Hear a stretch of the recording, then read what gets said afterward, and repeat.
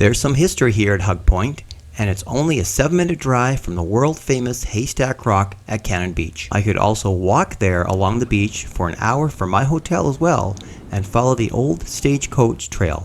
That's right, this used to be a stagecoach road along the shore. I was here 2 years ago and I walked on the beach from the Tolovana Inn to Silver Point. If you look at the maps, the beaches just run into each other. We'll go to the end here, see how far it goes. Today I drove to the overlook above, off the Oregon Coast Highway 101. From there to Arcadia Beach to Hug Point, and you can see the lowlands after Point Merriweather in Arch Cape.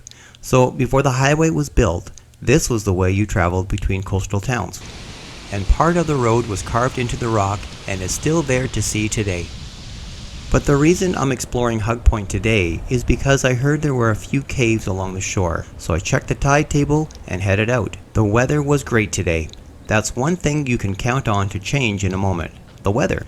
I've been here in the summer and it's been windy and cold, and yet it can be absolutely gorgeous like today during spring break. This first cave looked huge, but it wasn't. That's okay.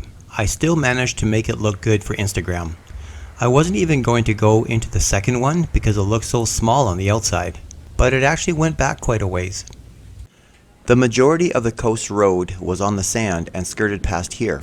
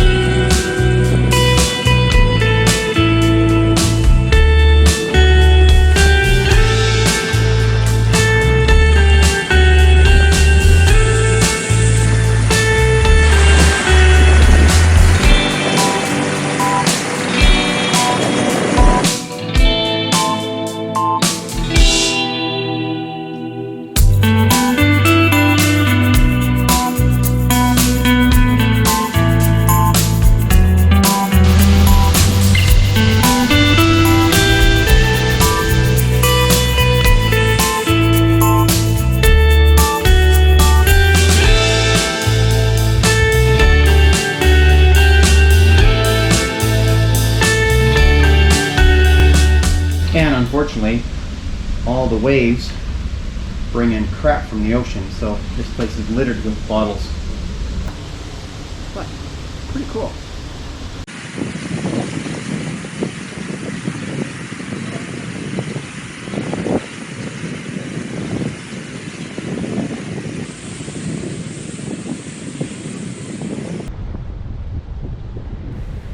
Going around the second rock outcroppings brought me to more caves and the original road. You would think that sea caves would be relatively uniform in how they get carved out from the waves, but this one is definitely unique and really went back quite a ways.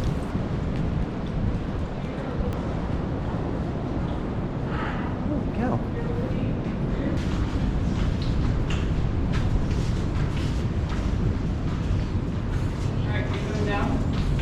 I heard voices, but I had no idea it went back this far. It's like, where's that coming from? And there's a top that goes all the way around. It continues. That's where I came up.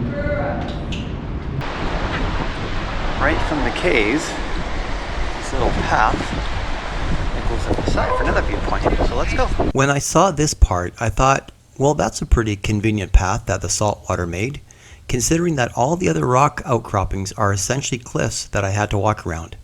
That's because this is the old Stagecoach road. The ocean is already lapping up at this point, so a road was blasted through here around 1910 to allow for higher tide passability. The road hugs this point, and that's why it's called Hug Point.